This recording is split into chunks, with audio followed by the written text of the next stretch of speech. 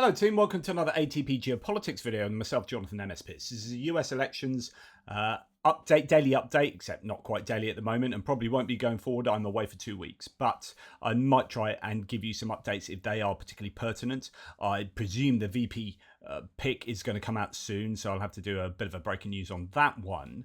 I will be taking my laptop with me on holiday. But anyway, what has happened over the last couple of days since I last spoke to you?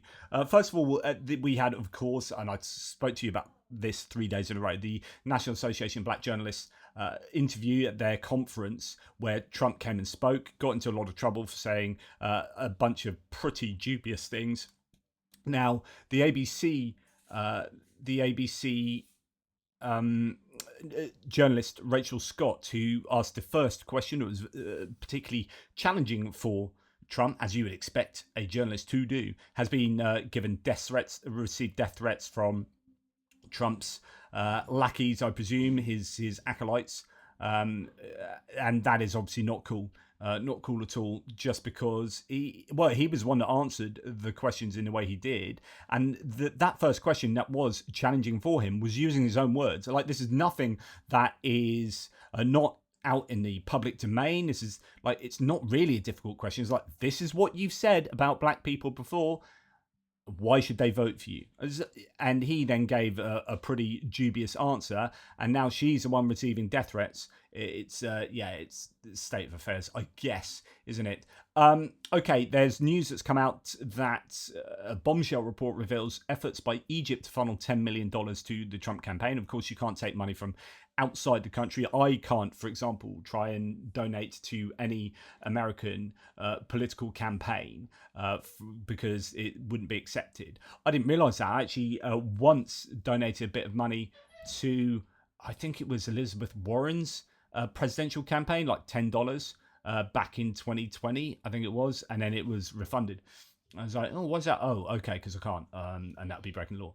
So that's how I came to realise that you couldn't do that. An organisation linked to Egypt's intelligence service withdrew $10 million in cash 5 days before Donald Trump became president in January 2017. The special counsel Robert Mueller later investigated whether that money had found its way to him before then. Attorney General Bill Barr, though, made what one official called a jaw-dropping decision to shut down the probe.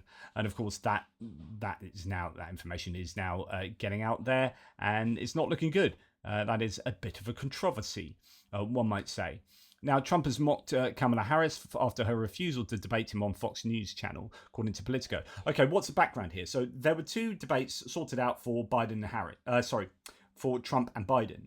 You had the first one on CNN. The second one was with ABC. Trump has backed out of the ABC one, refused to debate Harris on ABC. That's been called, pretty weak by a lot of people. He then sort of made sounds towards fulfilling that debate, that date for the ABC debate, and then subsequently backed out more formally. He is evidently scared of doing a debate which isn't in the context of a kind of a home stadium, if you like, playing an opponent on your own home ground. So he wants it done on Fox News, where he will get an audience that is really partisan towards him, and he will get interviewers or questioners who are partisan towards him. He's then said, look, I've agreed to do this debate with Fox News. And this is being reported by some mainstream media outlets quite badly, actually, because they've used that phraseology, reporting that Trump has agreed to do a debate as if Harris has agreed to that. Like, as I think Brian Tyler Cohen was saying, well, look, I can agree to get paid $1 million by Chase Bank, but that means nothing unless Chase Bank agreed to pay me $1 million. So, saying that you've agreed to a debate with Fox News is saying nothing about actually any agreement with the person you're debating with, right? And he's refused to do the debate, the kind of pre-arranged debate, although you can argue that Harris is not Biden, and therefore, he's not obliged to do that. But then Harris is just a replacement for Biden. And these were supposed to be, neutral places. CNN, okay, you could argue, isn't the biggest fan of Trump, but they actually didn't fact check him, and it was really, effectively, it was a neutral venue. There was no audience there. ABC would be even more neutral, I would say, than CNN, and yet he's refusing to do that. So he's so unused to having questions posed at him that are problematic and from a different position from fawning media organisation that's in his pocket. And that's what you saw at the National Association of Black Journalists and the questions he received there, because he just can't handle difficult questions. Anyway, Trump said Harris has a low IQ and that she lacks the mental capacity to debate him. Which is ridiculous. Someone that's got through all the hoops she has to where she is now. You know, California being the 5th biggest economy in the world, and she was a senator, and she was district attorney, and she was, prosecutor. She's achieved more intellectually than Trump has. She's achieved more politically in some sense. Like, she's got a longer political career than Donald Trump, right? And she's been vice president and etc. etc. First woman vice president, first woman of color vice president, etc. etc. And yet, he has the audacity to level those things at her. I don't think Trump can speak about anyone else outside of his circle of acolytes without insulting them. Everything is just an insult. It's absolutely incredible. He is just a big child. Worse than that, actually. My children behave better than that. And one of them's a real challenge. Anyway, I'll see her on September 4th, or I won't see her at all. We'll do it with Fox if it shows up. I don't think it's going to show up. I mean, it? Is he literally calling Harris it? Harris can read from a teleprompter, but not speak live on air. Okay, fair enough. We'll see that, because it doesn't seem to me that you can talk live on air at the moment, and that's what he wrote on his Truth Social page. We'll actually look at some of the things he said recently, which make absolutely no sense at all. I think his brain is caving in, but I also think he's talking about low IQ. He's got low knowledge about a bunch of things that he speaks on. As mentioned, I'll talk about that in a second. Trump goes low as Harris gains ground. He is getting worried, I think. So, okay, next piece of news. Ohio has removed 155,000 people from voter rolls ahead of November's presidential election. I don't think this is anything dodgy. Hopefully they're not trying to purge people who are bona fide voters, but people who no longer should be on the voting roll, no longer eligible there. For 4 consecutive years of voter inactivity, people whose registrations don't match certain details they provided to the Ohio Bureau of Motor Vehicles, such as their name, birth date, or driver's license number, so on and so forth. So, hopefully there's nothing problematic behind that. Right, this is the second time I've seen footage like this, and again, this is involving Trump. The first half of this clip is Trump doing his usual ritual, where he's filmed supposedly waving to an adoring crowd coming to see him off his last flight. Second half, I zoom in to show what he's waving at. Fake, phony, staged nonsense, says Ron Filipkowski. He's done this outside of Trump Tower before, where he's come out and waved and gone like this, shown his fist and waved as if he's waving to people, and actually the camera's skewed round and there's no one there, and this is what he does. And so a lot of times, evidently the implication is a lot of time you see him do this, like, hello, thank you, he's actually speaking to no one. It's just completely staged, and that's what this purports to show. He is, I mean, look at where he's looking. He's not looking to the side there over here, like there might be a crowd of people just to the left of this image. He is literally looking there. That's where he's looking, and there is no one there, and yet he's off the flight and giving it everything. I just thought it was interesting. Right, we've got former Georgia Republican Lieutenant Governor Jeff Duncan, who we already know is not going to vote for Trump now. And this is important because we're going to talk about the Georgia rally that Trump spoke at. I went to my first Democratic rally anyway. Well, actually, let's let him speak for himself rather than me speak for him. You might have heard a little bit about this, but I went to my first Democratic rally this week on Tuesday. You don't say. No one in Georgia seems to notice. It was like an out-of-body experience, but it was great. Saw lots of great friends and folks I served with, and just really, really good. But the thing I kept hearing over and over and over again from colleagues that were in elected office, people I knew just in general and from the media was it felt a lot like the Obama run. There was an energy in that room. There was just something different than just an election. It was a movement that was showing up. There was like this release valve of tension. And when I see these moves, and I'm still learning these names, right? I don't really know who these people are. I don't really run in these circles. But when you see that they used to work in the Obama campaigns, you watch this same sheet of music starting to show back up again. Well, and you might have heard a little bit about this. Interesting that. So he's talking to this idea that genuinely is this surge of enthusiasm and excitement.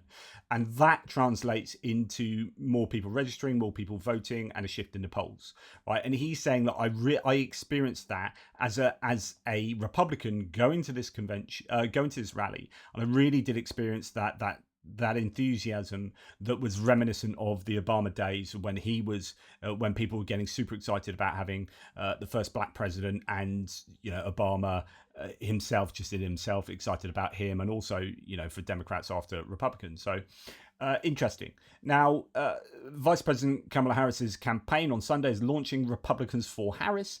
I'm linking that to the fact that you've got Jeff Duncan there as she looks to win over Republican voters put off by Donald Trump's candidacy. The program will be a campaign within a campaign, according to Harris's team, using well-known Republicans to activate their networks, with a particular emphasis on primary voters who backed former UN Ambassador Nikki Haley.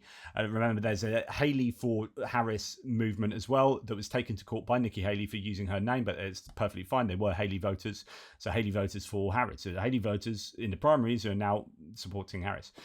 Weatherford is a former chief of staff to former Representative Adam Kinzinger. Quote, as a proud conservative, I never thought I'd be endorsing a Democrat for president, but I know Vice President Harris will defend our democracy and ensure Donald Trump never returns to the White House. So that's an interesting move. Right, now going back to this different, we're going to get on to the Atlanta, Georgia rally of Donald Trump. And the differences between the Trump rally and the Harris rally, which I think are really significant. But before we get there, we're going to just revisit the idea that Trump's brain is just not working particularly well. And he gets given so much leeway for this. So if Biden had ever come out with the nonsense that Trump comes out with, they would have accused him of being senile and demented, and etc., etc. Biden makes a few goes blank a bit or mumbles over a few words, and he's crucified. Trump gets away with a 90-second long sentence that makes absolutely no sense, right? And yet everyone's like, yeah, all right.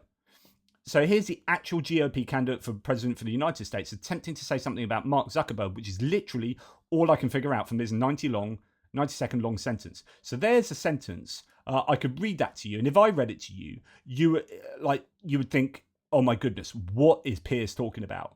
But when he says it, he just gets given so much leeway, and indeed by Fox here, who don't call him out on sorry, you just spoke for 90 seconds. I don't have a clue what you're talking about. Are you mental? Right? Trump, are you all right? Do you want a glass of water? Do you want to lie down for a little bit, and we'll continue the interview in a second? Because that was bonkers, okay? And this is him. So Mark Zuckerberg called me. First of all, he called me a few times. He called me after the event, and he said that was really amazing. It was very brave. And, and he actually announced he's not going to support a Democrat because he can't, because he respected me for what I did that day.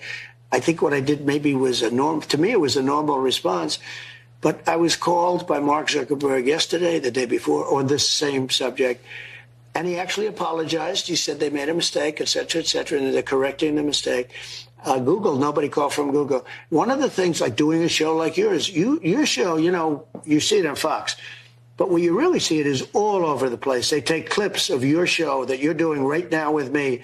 And if I do a good job, they're going to vote for me. They're going to vote for me because it's not just on Fox. It's on Fox is a smaller part of it. You're on all over those little beautiful cell phones. You're all over the place. You have a product. You have a great product. You have a great brand. So you have to get out. You have to get out. You have to do things like your show and other shows. And Google has been very bad. They've been very irresponsible. And I have a feeling that Google is going to be close to shutdown because I don't think Congress is going to take it. I really don't think so. Google has to be careful. Now, I will say this. I believe Mark Zuckerberg. He called me a lot. They are working on, and I think they fixed it. But what can And he's you do not about doing what he did 4 years ago with the $500 million, I don't believe. So on and so forth. Now, technically, actually, there's lots of sentences in there. That's slightly unfair to say it's a 90-second single sentence, but like they just smashed together, and the sense of what he's just like going off on one, and it's vacuous nonsense, and he keeps doing this. He really does. Here's Luke Beasley, who just featured that clip, by the way, and he's like, what's going on there? And he says, and I have to play you this clip. And this is really, so just to give you the context of this second clip, Trump did a good thing, which should have been a real win, which was going to a Bitcoin conference and speaking. I think RFK Jr. was there as well, Kennedy. Kamala Harris was unable to turn up. It didn't fit into her schedule, but I don't know whether that was, she didn't want to go there with those two there as well. And Trump had a real opportunity to get on board somewhat younger people who are into Bitcoin, and to get them on his side. These are possibly entrepreneurs, but whatever the demographic is, this was quite seen as quite an important appearance for Trump, and he spoke on Bitcoin. And it's clear that he just doesn't have a clue what he's talking about. And this is subsequent to the conference. And at the end of the conference, he said something like, what was the words he said? Good luck with your Bitcoin. I don't understand what the hell it is, but good luck with it anyway, or something like that. So he clearly doesn't actually understand what Bitcoin is, and shows he didn't at that talk. But you think if you're going to that talk, you get briefed on what it is you're doing there, and what you would hope to provide for these people if you are in government. People who are interested in Bitcoin. What's the issue with regulation? What, like the actual detail? Don't just like fluff it. Like, what's the actual detail? What are the issues that people that are involved in Bitcoin have with the present government and with presumably with the Harris government going forward? Like, what are your details? Because that's what someone who wants to be knowledgeable in front of people, either the audience of a TV interview or that conference, so that they are going to be persuaded to vote for you because you know what you're talking about and you are going to help them out. You're just thinking, wait, huh? What'd you say? And I haven't gotten over, which is why I need to play this one too before jumping into the Jets Teller movement. I have not gotten over his crypto jumble. Oh, this is so good. What about crypto? You spoke at that crypto conference last weekend, and you said that you'd like crypto to have a more prominent space in America. How will you facilitate something you've said you want, which is crypto having a more prominent place in America? How? Not will you. How will you do that? Ready, set. You have to understand about crypto. Crypto is a very interesting thing, very high level in certain ways, intellectually very high level. But if we don't do it, China's going to do it. China's going to do it anyway. But if we don't do it, China's doing it. China's already doing it. And if we don't do it, other countries are going to do it. So we might as well be at the forefront. And there are people. What is he talking about? If we don't do it, what is it? Like, it's highly intellectual, this. Is it? I know nothing about cryptocurrency, right? Because I've never looked into it, and it's not something that remotely interests me, right? I probably should look into it from a position of being knowledgeable about geopolitical goings on and whatnot, right? So it is a hole in my knowledge base, but I would go and look it up, find out what it's about, and then come back to you and go, right, okay, these are my opinions. But I wouldn't go, oh, it's very intellectual, or it's very intellectual. But whatever we do, we need to do it now because China are going to do it, and if China are going to do it, so we need to do it, but we need to do it before China does it, and other countries might get there first. Okay, what are you talking about though? What? People in crypto that are very, very smart people who do love our country, and they think it's good. Who knows? Maybe we'll pay off our $35 trillion, hand them a little crypto check, right? We'll hand them a little Bitcoin and wipe out our $35 trillion. But how do you want? What is he talking about? Yeah, it's very intellectual. They're very clever guys and patriots. Everyone that uses crypto is obviously a patriot, and they're very clever. And who knows, we could pay off all of our debt with a little bit of Bitcoin. What are you talking about? What are you talking about? Want it to be more prominent in America. How will that work? Oh, it's going to work easily. It's already prominent. It's No, sir, not how. Again, sorry, I've turned up the volume here, but the idea is, yeah, exactly. He's going to say, yeah, how is it going to work? Not it's going to be easy, very easily. No, how? Easily will it work? How will it work? Prominent in America. How will that work? Oh, it's going to work easily. It's already prominent. It's moving along. It's very loosely regulated. That's one of the reasons it's moving. And he just goes on and on and on. And that's just really good. And that I've seen that larger excerpt actually, and it is just hugely problematic. He often says this, and I've talked to you about this before. You listen to his rallies and think how much of this is actual, substantive, detailed ideas about policy, and how much is it talking about Hannibal Lecter again? Freaking Hannibal Lecter! He's done it. He did it again in the Atlanta rally. But the point about that Hannibal Lecter anecdote is it's not an anecdote. It's a joke. Like he'll have you, don't, you know, he'll have you for dinner type thing. Oh, he's a cannibal. Or he's going to eat you for. Oh yeah, very good, very funny. What's the point of saying that? Why does he keep saying that? Oh, they have a go at me for saying this, so I'm here it is anyway. Okay, but what's it got to do with anything? You're just saying this like crap joke over and over. Like what's going on with you, mate? But again, it just shows he's got this lack of substance. Okay, we can talk about shots and electrocution and electric cars and blah blah blah. But where's your policy? Like, I guess the people that go and see him aren't interested in listening to policy. They just want to hear Trump being Trump and then interspersing his vitriol against people and against immigrants and against sections of society. And he talked about trans people again in the Atlanta rally that he's just been to, and talked about the Algerian boxer who is not a trans person, right? But he's spreading, and Fox News have done this, spreading actual disinformation. Like, this person transitioned. No, they were born with XY chromosomes and they are genetically predisposed to have more testosterone, in the same way that Michael Phelps, as a multiple gold medal winner in the swimming pool, was predisposed to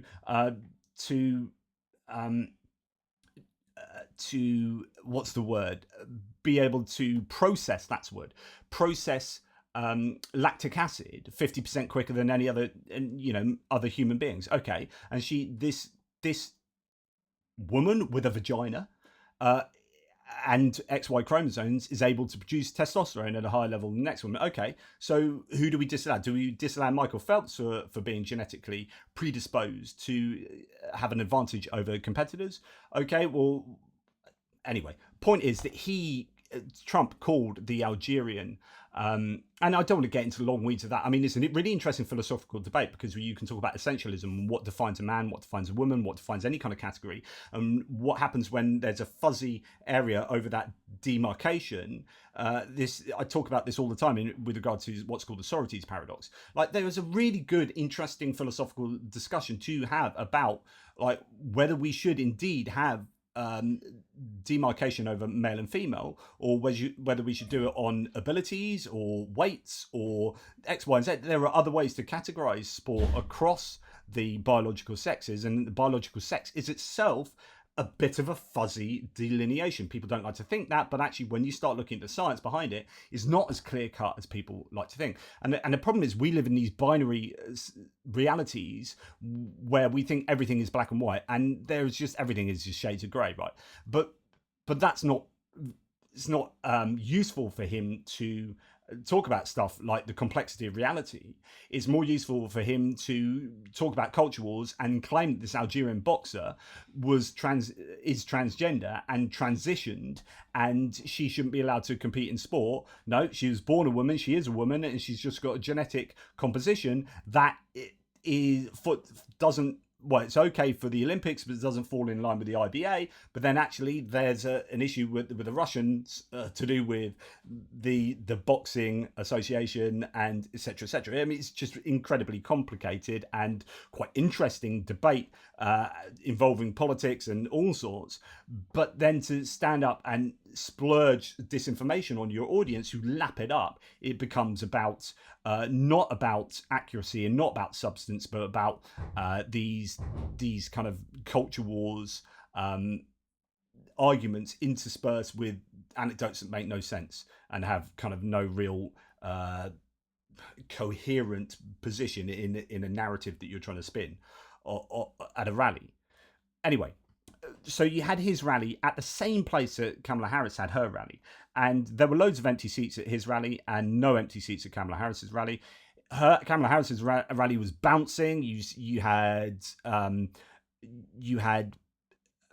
performers there getting the people up and enthused. You had just people who were really up for it, and Jeff Duncan was talking about how enthusiastic everyone was and how much energy there was. But Trump starts his rally off just complaining that the school... And I have to tell you, we have thousands of people outside, and the state was terrific, but the fire marshal, I will say, could not have been better. Thank you to the fire marshal. But the school administration stopped us from getting another 500, 600, even 1,000 people in. Thousands of people were told no, and that was okay, but we could have fit another 600 people. So I don't know anything about the school. I don't know anything about this school, but they could have allowed more people. You got people standing outside. So the point, I mean, I don't know how true it is whether people were standing outside, but there are lots of empty seats in the place. And he's claiming that they're outside and they weren't allowed in. But my point is he just whinges the whole time. All Trump ever does is either talk bollocks that makes no sense, or he whinges. He's complaining. He's just such a sore loser. He's just a whinger, just a real whinger.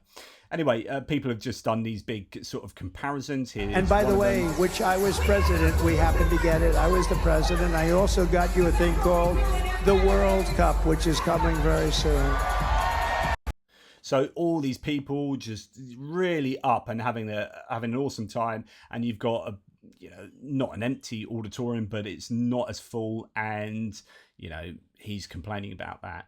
And it's interesting. Ideas of energy, I think, are quite important. So when you look at Kamala Harris's husband, he's like the perfect first gentleman. He's going around like super enthused, really up for it. And where's Melania Trump? Of course, she hates Donald Trump. And that's got to tell you something. The very person that lives with Donald Trump thinks he's a douche, right? And hasn't been seen in public with him, apart from at that one moment at the RNC. But he was down on the stage and she was sitting up there. So they weren't together. She did go on the stage, but she refused to kiss him. And she refused to make a speech. And in the end, like JD Vance's other half made a speech, but she didn't. Melania Trump hates Donald Trump, and she's been like estranged from him effectively for a couple of years now.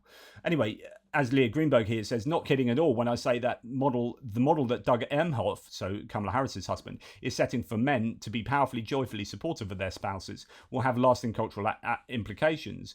Someone else saying, you never see Melania this excited for her spouse. And that's absolutely right. And I think that's really interesting observation there. But anyway, aside from excitement issues that comparing the two rallies, again, we have your man Trump here just glitching like we've seen Biden do previously, but Trump's been doing that an awful lot, but people don't call him out on that. Together we will stop Kamala Harris's nation-wrecking. I'll tell you what, when you see what... Together we will... So he often does this. When he starts like verbally falling apart, he just changes and tries to make you think that actually he's just going off on a tangent in the other direction. But it's because he can't say the words that he's trying to say. Stop Kamala Harris's nation-wrecking. I'll tell you what, when you see... Nation-wrecking, I'll tell you what, blah, blah, blah. And what else is worthy of note? Right, okay. So this is a really big one. So Trump calls the Georgia Secretary of State disloyal for not finding him 11,780 votes. So this is Brad Raffensperger. We're going to go now to talk about Raffensperger and Brian Kemp. He's the most disloyal guy I think I've ever seen. But think of the wife. We can never repay you for what you've done, sir. Look at this lack of interest behind. And now she said 2 weeks ago that I will not endorse him because he hasn't earned my I haven't earned her endorsement. I have nothing to do with her. Somewhere he went bad. And you know what? Your numbers in Georgia are very average. Okay, so actually that's not Raffensperger. He's talking about Brian Kemp there, because we're going to go on to that. But and this is really important. But just in general about what happened with this Atlanta, Georgia speech, as Ben Marcellus from Midas Touch Network says, Donald Trump spoke in Atlanta today and did the following. He congratulated Putin on a prisoner swap, so I told you about that yesterday. He discussed his friend, his late great Hannibal Lecter, for no reason. He attacked Bruce Springsteen. He attacked the GOP governor of Georgia, Brian Kemp. He made repeated overtly racist comments about VP Harris. Refuses to pronounce her name, for example. Attacked the school that hosted this event because the crowd was not as big as the VP Harris event. Said, I don't have a guitar, I don't have a guitar, I don't have a guitar. What's going on there? Attacked Republicans Mitt Romney and Paul Ryan. Intentionally mispronounced VP Harris's name and said there are 19 different ways to say it. Said he now supports electric vehicles, which he didn't do 2 weeks ago because Elon has endorsed him, and had numerous cognitive glitches. And you can go and see all of that. Now, what's interesting for me that I'm just going to talk about now is this one, number 8, attacked Republicans Mitt Romney and Paul Ryan. The difference between the Republicans at the moment and Democrats, and I think this is something Republicans really need to sort out. And there are calls for this from certain people that are saying we need to stop eating ourselves. Talking about cannibalism, Hannibal Lecter, maybe it is relevant because all he does is get he himself just eats his own party members. It's the GOP eating itself. You are seeing Trump being very divisive within the GOP, and there is an absolute unity in the Democrats, which is probably a bit of a shift, because normally Democrats are like herding cats. Everyone is now fully together and unified behind Kamala Harris, and the GOP is falling apart at the seams. Now, what Trump did is have a right go at Brian Kemp, the Georgia governor, who is a Republican. So, as Josiah from Pondering Politics says, Kemp is as brave as a sitting Republican politician can be, which is to say not very. He bent the knee after Trump gave him so much crap over the 2020 election. And even now, with Trump publicly insulting him, his family, and spitting on his endorsements, Kemp's too weak to budge. So what happened is Trump came out and said this on Truth Social and absolutely slammed Brian Kemp in the Atlanta, Georgia speech. And Brian Kemp has come out and said, my focus is on winning this November and saving our country from Kamala Harris and the Democrats, not engaging in petty personal insults, attacking fellow Republicans, or dwelling on the past. You should do the same, Mr. President, and leave my family out of it. This is just not good from Donald Trump, from any kind of strategic positioning. If you can't... And we're going to go now to Tim Miller from the Bulwark podcast. Bring yourself to be a bigger man and invite him to the rally or whatever, what a normal politician would do. At least you would have the intelligence or strategic acumen to not mention him. No, obviously not our Donald Trump, not our malignant narcissist Donald Trump, not our psycho Donald Trump. So here's what happened. Before the speech, he sends out a bleat about Brian Kemp. Let's look at that. Here it is. Brian Kemp should focus his efforts on fighting crime, not fighting unity in the Republican Party. He goes on to talk about how the crime rate in Georgia... Which is interesting because he's saying that Brian Kemp should have unity, while at the same time slagging off Brad Raffensperger from Georgia Republican, and slagging off Brian Kemp, a Georgia Republican, and Brian Kemp's family. Terrible. How he should be seeking unity. Then he takes a swipe at his wife. He said, no, he and his wife didn't think he could win, I guess, during the election. I don't know why he brings the wife into it there. And then he tells some story where apparently he claims that Brian Kemp's wife called him sir. Thank you, sir. We'll never be able to make it up to you. And then now he brings up why he's doing this, because she has said she won't endorse him and is going to write in Brian Kemp's name. Well, I don't want her endorsement and I don't want his. So instead of even just attacking Brian Kemp, he also goes after his wife. Just as a general matter of things, going after fellow Republicans' wives. I guess it worked out for Trump in 2016, but generally speaking, not the right strategic play. Okay, so you think maybe he just got it all out of his system on his social media feed? No. During the speech tonight, he attacked him on 4 separate occasions. Atlanta is like a killing field, and your governor ought to get off his ass and do something about it. Here in Atlanta, you suffered the highest inflation of any city in the country last year. Good job, Governor. Great job, Governor. But Kemp doesn't want to end it because he's a bad guy, he's a disloyal guy, and he's a very average governor. Little Brian Kemp. Bad guy. So he's going to Atlanta, Georgia, the capital of Georgia, and speaking about the Georgia Republican governor and slagging him off to the people who he's expecting to vote for him. Just what strategizing is going on here? But think of it. I got this guy, just think, and then that's it. I got this guy nominated, I then got him elected. Without me, he doesn't get nominated and he doesn't get elected. He had no chance of winning either one, and all he had to do is Arms crossed. sign something where the Senate would like to look at election integrity. Board. This is an honest man. That's an honest man. They were all honest. They were looking at something very legitimate. And this bad guy said, "I'm sorry, sir. I can't do it." I called him and I said, "Brian, they're looking at election integrity. Is there anything you can do?" "I'm sorry, sir. I can't get involved in that." I said, "But Brian, you don't understand. This is a good thing, not a bad thing." "I'm sorry, sir. I can't get involved." I've had you up to here, Brian. I've had you up to here. He's a bad guy, and he's not doing this country a good service. So I did these two big rallies, and he won. He did win. He won by like 2%. And his wife looked at me and said, "Thank you, sir. We'll never, ever be able to repay you for what you did. You got my husband the nomination, and then we beat somebody who was unbeatable." You know, she was, in theory, unbeatable. She was the hottest politician in the country at the time. Democrat politician, I would say I was hotter because I was president. So I was hotter than I'm only kidding, Marjorie. I'm only kidding. Although maybe I'm not kidding, actually. No, she was like the hottest, certainly the hottest Democrat politician in the country. And she was going wild for years. She's still going wild. She can't even believe it. But I got him by doing massive rallies. And I really worked hard. He's the most disloyal guy I think I've ever seen. But think of the wife. "We can never repay you for what you've done, sir. We could have never won." And now she said 2 weeks ago that I will not endorse him because he hasn't earned my endorsement. I haven't earned her endorsement. I have nothing to do with her. Somewhere he went bad. And you know what? Your numbers in Georgia are very average. Your crime numbers, your economic numbers, all of your numbers, you're very average. You can do a lot better. I'm fairly sure he got elected in a higher difference, or percentage. He was over the percentage of Trump in Georgia. Brian Kemp, I think that's the case, which means that calls into question what Trump is saying here completely. And you'll do a lot better with a better governor. You can do a lot better, just so you understand. He called him Little Brian. He complained about how he didn't help him overturn the election.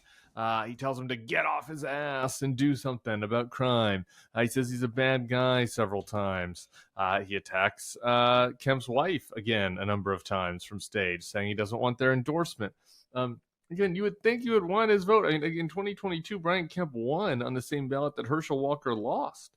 So there's some voters out there, clearly in Georgia, that like Brian Kemp, that are happy to vote for a Democrat if the Republican is crazy or extreme or weird enough, like Herschel Walker. And those voters you would think would be prime target voters for Trump, but instead he's pushing them away, saying he doesn't want their endorsement, is reminiscent of Carrie Lake telling McCain voters to get the hell out before she lost her election. And I think maybe had some regrets over the fact that she didn't invite McCain voters in. The only bad news about all this, the most depressing part of this, is Brian Kemp sent a tweet out responding to Trump.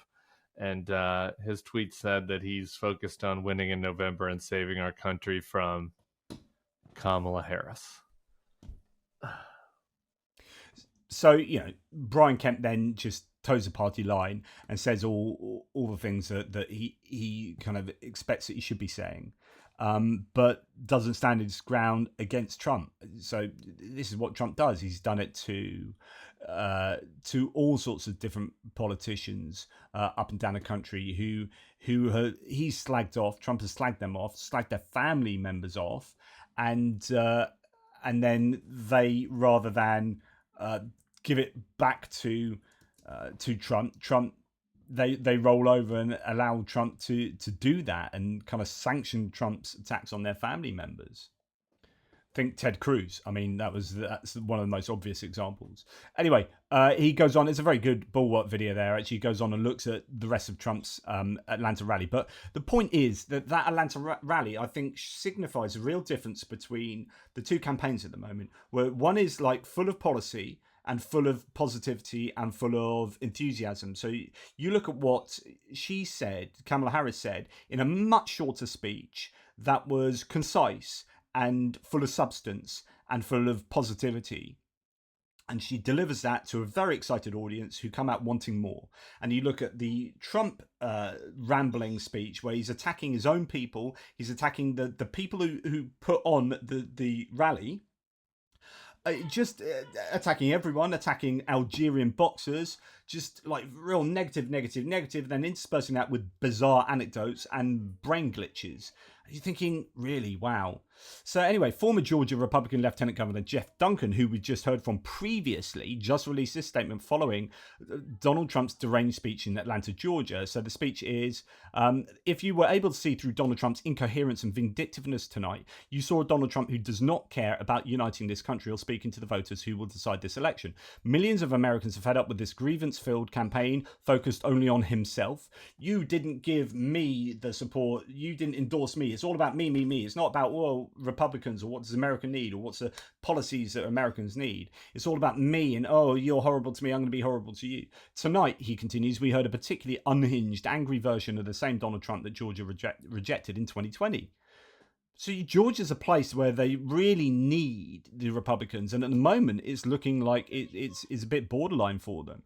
And I think what and I'm not just trying to be anti-Trump, it's just I am being anti-Trump because he's given me all the ammunition to do so.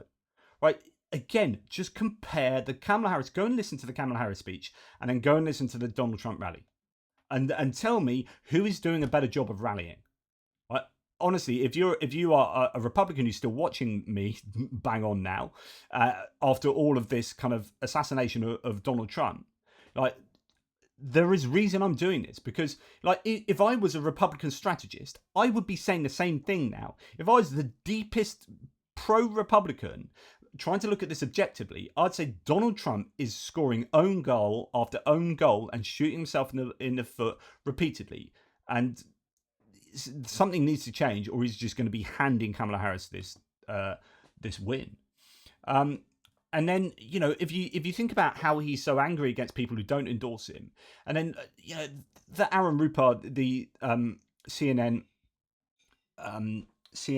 journalist says, you know, did Stalin write this?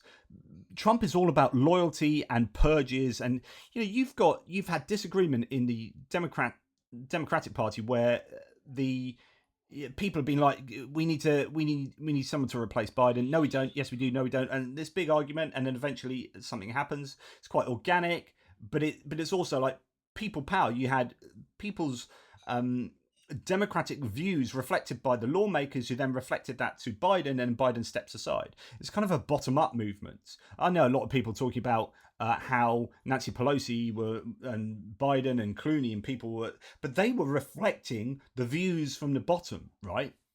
Donald Trump here says we have to purge the party of people that go against our candidates. Well, you've just done that. You've just literally done that to Brian Kemp, Brad Raffensperger, and other Republicans, and make it harder for a popular Republican president to beat the radical left lunatics. Jeff Duncan is a loser who is disintegrating on his own. Congratulations to Josh McCoon for purging our party of misfits and people that don't want us to see us succeed. Just quite incredible language, that. And just to remind you on just, this is apropos to nothing, but when you do get to things like substance and say abortion and pro-life versus pro-choice, or I think pro-birth is a proper term, I think it's anti-choice and pro-choice should actually be the terminology. This is what some Republicans actually believe. Well, that's what 4 weeks after they're born, you can kill them. I'm sorry, I got to take a moment here. You're saying that in California you can kill a newborn baby up to 4 weeks until after it's born? Absolutely. That's not true. That is true. That's not They true. passed a law in the last year or two. That is not true. That's not true. You need to go do your research. 100% not true. You need to do your Where research. Where did you read that? Be honest. National news media. Post-birth abortion. Can you tell me where you read it? It's been a while. I've read it so many places I can't name them all. No. It's hard to name them all right now. Yeah, it is. Okay. So they actually believe that you can have an abortion 4 weeks after a baby's born. Like, that's not an abortion for a start. And no, you can't. You can't kill a baby after 4 weeks. You just, but that people believe this means that there's something going wrong with the information spaces, with fact checking, with like grossly misformed opinions. Just it's a real challenge. Right, we are going to have probably this weekend, but maybe tomorrow, and there's not long left at this weekend, an announcement on the VP. It seems like it's possibly going to be Josh Shapiro, although there are some arguments coming out against him. Interesting that the Republicans are starting to campaign against him already and are bringing out his views on Israel-Gaza from earlier in his life. I think from when he was a student, obviously they're doing their opposition research and trying to nail him at the moment. But Josh Shapiro did go to town on JD Vance, who said he was like, and it's true, one of the speeches he gave, the cadence of his speech was incredibly like Obama. If you close your eyes, you would have thought it's Obama talking. And that's what JD Vance was talking about by saying, oh, he's just like another Obama type thing, and try to slag him off like that. And Josh Shapiro reacted really, really well. Question. Governor, J.D. Vance just said this about you, and these are his words, quote, he compared you to a really bad impression of Barack Obama. What is your response to that? Is that what he said? That's great. I love how we get the real-time quotes here. I mean, look, I don't know. Barack Obama was probably our most gifted orator of my time, so it's kind of a weird insult, I guess. But look. You know you're not doing very well, J.D. Vance here, when the answer to the question is given a round of applause at a press conference. I'll say this about J.D. Vance. It is real hard being honest with the American people when you're not being honest with yourself. J.D. Vance is a total phony baloney. He is the most inorganic candidate I think I have ever seen on the national stage.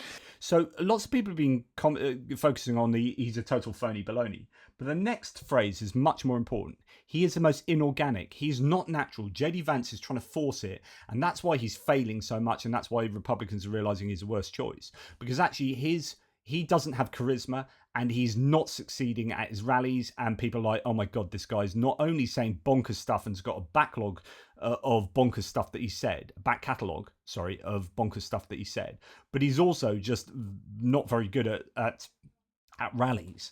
And whatever he says is just shut down in particularly erudite fashion by people like Josh Shapiro. He doesn't know what he believes, and that is why it is impossible for him to articulate a coherent message to the American people, because he doesn't believe it.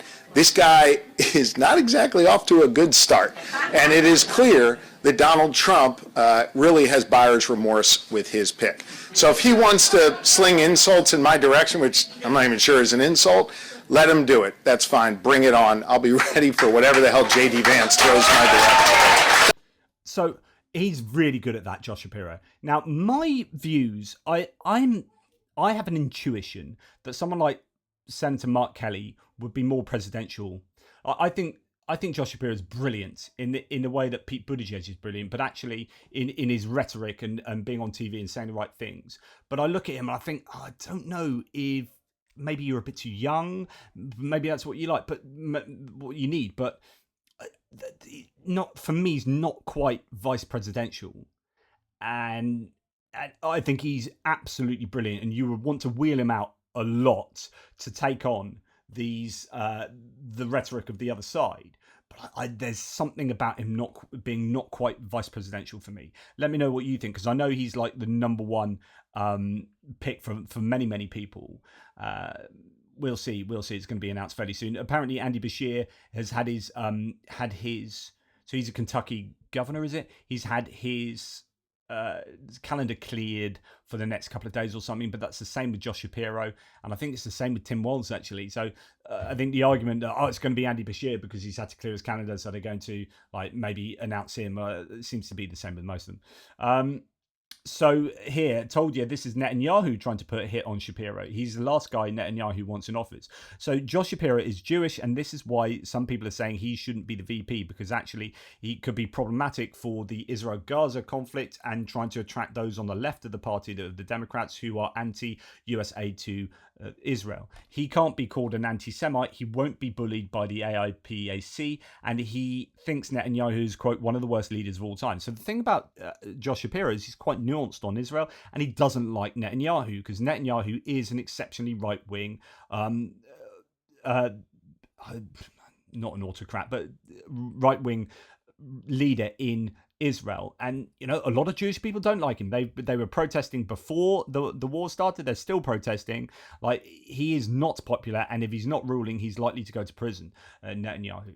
So anyway, Fetterman has concerns about Shapiro for vice president, aides tell Harris's team. So Fetterman is a Pennsylvanian senator who is really popular, but he's also been really strong on Israel, and actually come out with some quite interesting views in the last year that have had people in the party thinking Fetterman was not the person they thought he was. But anyway, that's a whole other discussion. But there's ideas that Netanyahu's, putting feelers out for, or information out about Shapiro because he's not the guy for Israel. They don't want Kamala Harris and Shapiro in, which then actually goes some way to putting down some of those arguments from the left of the Democrats who don't want him because he's Jewish, because he might be pro Netanyahu, and actually that's not appearing to be the case. Let's go on to a couple of polls. There aren't too many. These are interesting from the CBS poll. Registered, so say will definitely vote, and these are black voters. Today is 74%. On July the 18th, before the switchover, 58%. So you have had an upswing of 16% of people, of black voters, who are now definitely going to vote. What's the only change? Kamala Harris has come in. So that's added 16%. Look like they would be voting for Kamala Harris. And if that's happening in key battleground states, that's going to be incredibly important. What Kamala Harris would need to do is mobilize the entire Democratic base and add some more people on. So we want people to be registered, and also people who would get disenchanted with politics, who weren't going to vote. They maybe double haters, didn't like Biden, didn't like Trump. You need to get them back to vote for Harris. That's how Harris would see it. And then the same poll, would their policies help black people? Harris policies, 80% say yes, 20% say no. Trump's policies, 20% say no, 80% say yes. 20% say yes, 80% say no. In other words, of black registered voters, 80% of them think that Kamala Harris's policies will help black people more. So if you want to mobilize that black vote, that is an indication that you are going to successfully do that. Those are a couple of important polls there, or important answers in the CBS poll. Now, the CBS poll also has a national vote of Harris up one on Trump at 50%, Trump on 49%, and the last poll had Trump up 3%, so that's a swing of 4%. That's important. That's a CBS A-rated polls. Now, I was going to show you the CBS polls from the battleground states, but they are a bit all over the place. Some are pro-Trump, some are pro-Harris. But actually, I was reading that those polls are not from the battleground states. They are modeled from a national poll. So actually, they're not. I don't think they're very good. So not only they're a bit all over the place, but they are not polls of people from the battleground states, modeled from the national poll, and that's less accurate. So I won't go into that. What else? And just finally, I know this is all very pro-Democrat, but it's interesting that some of these views. I mean, this would be my view, right? This guy who's a former Trump voter giving the reasons why he is not going to vote Trump and is going to vote Harris. Have some different ones. I am voting for Vice President Harris for, among other reasons, the fact that she understands that injecting disinfectant and bringing UV light into the human body is not a valid course of treatment for COVID. She knows that water regulations do not cause low water pressure in toilets and showers, and she understands that the noise from windmill turbines does not cause cancer. She is all of those are things that Trump has claimed. Very well aware of the fact that the British did not control American airports during the Revolutionary War and that Kofi Fee is not a word. She does not believe that Again, two things. So Trump released a tweet that said Kofi Fee, and everyone's like, "What?" And then also made a claim about the Civil War, American Civil War, and a British airport being, and everyone's like, "You what?" That's one of the weirdest anachronisms ever. Detonating nuclear warheads inside of a hurricane is a valid means of stopping the hurricane. She understands that by being able to memorize and then repeat back the 5 words person, woman, man, camera, and TV is not proof of mental acuity. She does not believe that the president's nuclear button has to be much bigger and more powerful than Kim Jong-un's. She does not believe that microwaves are used as cameras to spy on political opponents. She does not believe that fathers should look at their daughters and then talk publicly about how they want to date them. And she did not send By the way, if you have not seen the interviews on TV of Trump with his daughter talking about how attractive his daughter is, it's the most cringeworthy interview I've ever seen. It's disgusting. That's what he's referring to. It is. Ugh. Jeffrey Epstein voicemails at 3 a.m. And finally, I am voting for Vice President Harris because she is not old and decrepit, racist, misogynistic, or weird. And I want a president who is not a convicted felon, not been found liable for committing fraud, or for defaming the woman that he raped. So, good enough for you, or should I list some more? Ouch. And that's it. And that's what Trump was going to have to contend with. So all of these ideas can be pitted against him. The whole weird thing is apparently having some traction.